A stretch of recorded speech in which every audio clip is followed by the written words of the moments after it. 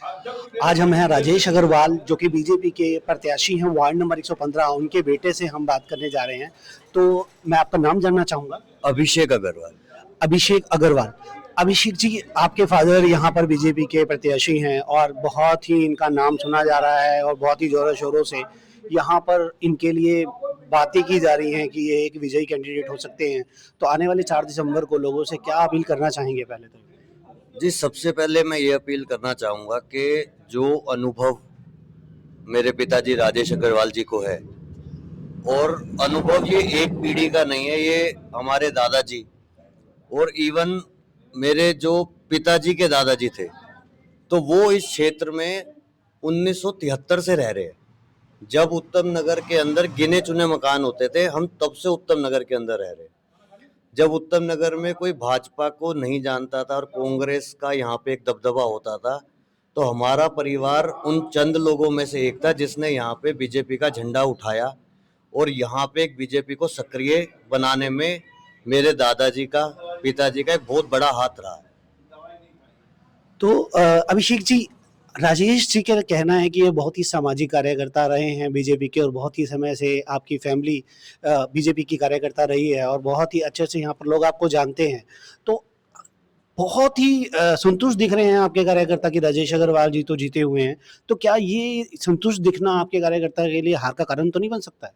जी, संतुष्टि नहीं है, ना ये एक ओवर कॉन्फिडेंस है। ये जो हमें जनता से प्यार मिल रहा है, जहाँ भी हम लोग अपने प्रचार के लिए लोगों से जनसभा में मिल रहे हैं, पद यात्रा कर रहे हैं, मीटिंग कर रहे हैं, तो जो लोगों का विश्वास है उससे हमें अंदर से कॉन्फिडेंस है। ये हमें ओवर कॉन्फिडेंस नहीं है। हमें किसी को भी हल्का नहीं लेना चाहिए। हर प्रत्याशी अपनी तरफ से पूरी कोशिश करता है। हम अपनी कोशिश में ये कह सकते हैं कि हमने जो कार्य, जो बाकी प्रत्याशी हैं वो उतने समय से शायद राजनीति में या इस क्षेत्र में नहीं होंगे, पर जो पिताजी की पूरी एक लाइफ एक राजनीति में और जन सेवा में समर्पित है, तो ये हम उस चीज़ का एक कॉन्फिडेंस अपने अंदर रखते हैं कि इस क्षेत्र की जनता उस चीज़ को स्वीकार करेगी और हमारे को 4 तारीख को कमल का बटन दबा के विजयी बने। बीजेपी की 17 साल का इतिहास रहा है एमसीडी के अंदर, तो लोगों के अंदर इनकम्पेंसी भी होगी, तो उसके लिए आप क्या कहना चाहते हैं? जी, जहाँ तक बात 17 साल के एमसीडी के अंदर बीजेपी का शासन रहा है, तो लोगों ने पहले भी भारतीय जनता पार्टी को प्यार दिया है और उनको चुनकर लाए हैं वो। अगर हम पिछले 5 साल की बात करें, तो तब भी यहाँ से हमारे बीजेपी के ही निगम पार्षदा थी। अब उस समय में केजरीवाल सरकार की जब से यहाँ पे सरकार बनी है, तो उन्होंने जो एमसीडी के साथ एक सौतेला व्यवहार रखा है कि उनको फंड्स रिलीज नहीं करने दिए, कर्मचारियों को सैलरी नहीं मिल पाई, सड़क नाली बनाने के लिए पीछे से फंड्स रोक दिए। तो उन सब का उनका सिर्फ एक ही उद्देश्य था कि एमसीडी के अंदर बीजेपी के जितने निगम पार्षद हैं उनको बदनाम कर दिया जाए, ताकि जब निगम का चुनाव आएगा तो ये इस चीज को पब्लिसाइज करेंगे कि ये भारतीय जनता पार्टी के पार्षद जो थे इन्होंने कोई काम नहीं किया। पर काम इन्होंने करने नहीं दिया। जब आपके पास फंड्स ही नहीं आएंगे तो आप काम करेंगे कहाँ से? फंड्स के नाम पर केजरीवाल सरकार कहती है कि हमें केंद्र से फंड नहीं मिले थे, तो इसलिए हम प्रॉपरली फंड नहीं प्रोवाइड करा पाए एमसीडी से। लेकिन अभी तो वो मुद्दा ही नहीं रह गया, क्योंकि अब जो फंड्स हैं वो सेंट्रल गवर्नमेंट डायरेक्टली एमसीडी को प्रोवाइड कराएगी। तो लेकिन अभी जो मुद्दा केजरीवाल जी उठा रहे हैं, पिछले 17 साल के राज में एमसीडी के बीजेपी ने सिर्फ और सिर्फ पहाड़ खड़े किए कूड़े के, उसके अलावा कोई काम नहीं किया। तो इसके ऊपर क्या कहना चाहिए?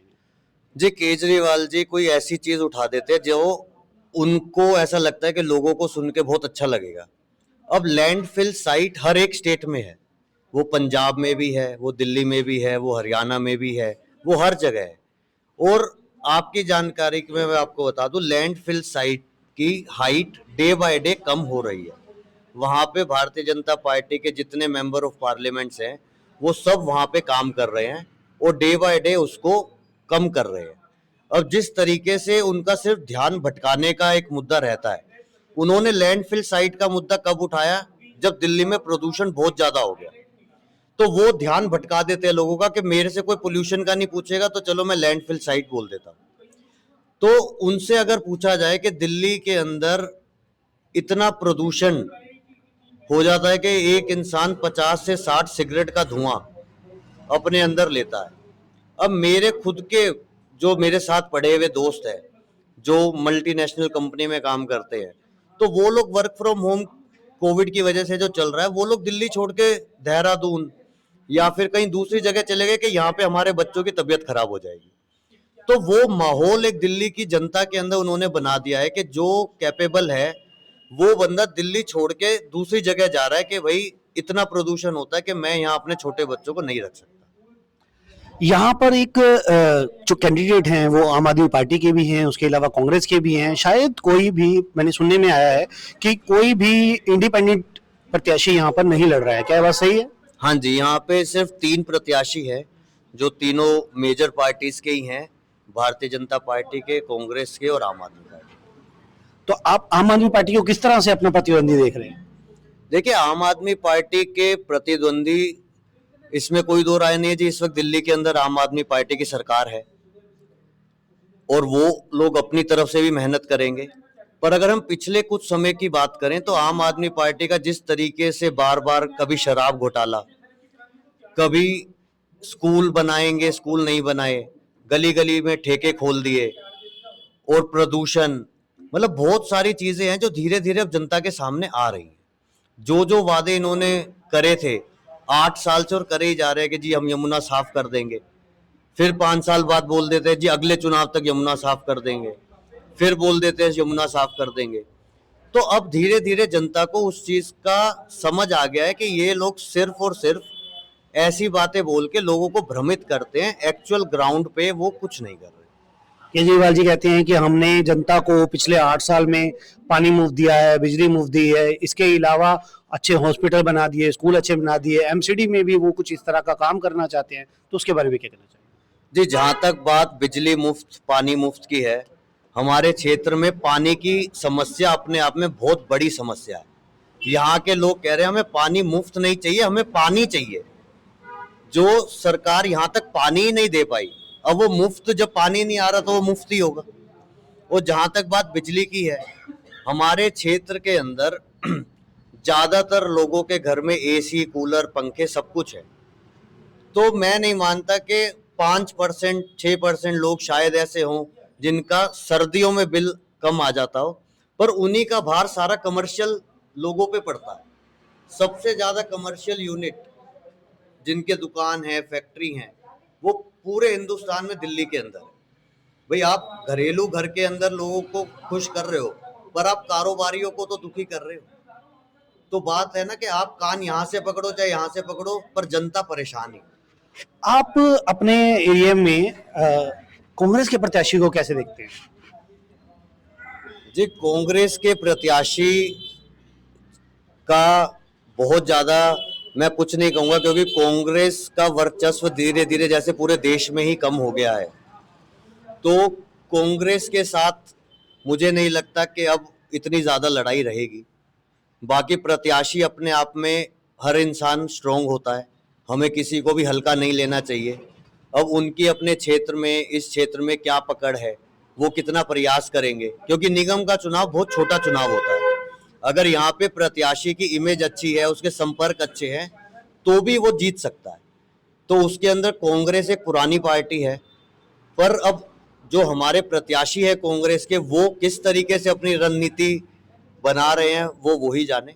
पर हम किसी को भी हल्के में नहीं लेंगे कि वो वीक कैंडिडेट है या वो स्ट्रॉन्ग कैंडिडेट। जी, जैसे कि माना जाता है कि बीजेपी जो है अगड़ियों की पार्टी है और राजेश अग्रवाल जी भी उन्हीं जनरल कैटेगरी से आते हैं, तो आप इस बारे में क्या कहना चाहेंगे? किसकी पार्टी है, मैं समझा नहीं। अगड़ी in the sense general category से लोग उनको ज्यादा लाइक करते हैं। बीजेपी, भारतीय जनता पार्टी को छोटे लोग, छोटे तबके के लोग जो होते हैं वो कम करते हैं। तो मैं मानना चाहूंगा कि केजरीवाल का जो वोट बैंक है वो रिक्शा चलाने वालों का या इस तरह का है, तो उसके बारे में क्या कहना चाहिए? जी, इसका मैं सिर्फ एक लाइन में जवाब देना चाहूंगा। जो आप कह रहे हो कि दलित समाज या वैसा समाज, जो भारतीय जनता पार्टी ऐसी एक धारणा बना रखे कि भारतीय जनता पार्टी उनका समर्थन नहीं करती। इस वक्त हमारे देश की जो राष्ट्रपति हैं, श्रीमती द्रौपदी मुर्मू जी, वो भी एक ट्राइबल उससे आते हैं। तो देश का सबसे बड़ा पद जब भारतीय जनता पार्टी के सहयोग से एक राष्ट्रपति चुना जा सकता है, तो मुझे नहीं लगता कि कोई पक्षपात पार्टी की तरफ से होता है। ये पक्षपात दूसरी पार्टियां भ्रमित करने के लिए लोगों को वो करती हैं। अब बीजेपी को बोला जाता है कि हिंदुत्व पार्टी है, पर इन्होंने मुसलमानों के लिए 3 तलाक की व्यवस्था उसको रद्द किया। तो ऐसा कहाँ पे है कि इन्होंने मुस्लिम कम्युनिटी के लिए कुछ नहीं किया। मुस्लिम कम्युनिटी के भी बड़े बड़े नेता हमारी पार्टी के अंदर हैं। जो टुकड़े करने का सिस्टम है, ये केजरीवाल जी कांग्रेस का कैरी फॉरवर्ड कर रहे हैं कि मस्जिदों के अंदर अपना तनख्वाह रख दो, मंदिरों में गुरुद्वारों में मत रखो, ताकि मुस्लिम हमारे साथ हो जाएं। तो कभी भी बीजेपी ने ऐसा नहीं किया कि मंदिरों में पंडितों की तनख्वाह रख दी और मस्जिदों को बोल दिया जी हम कुछ नहीं देंगे।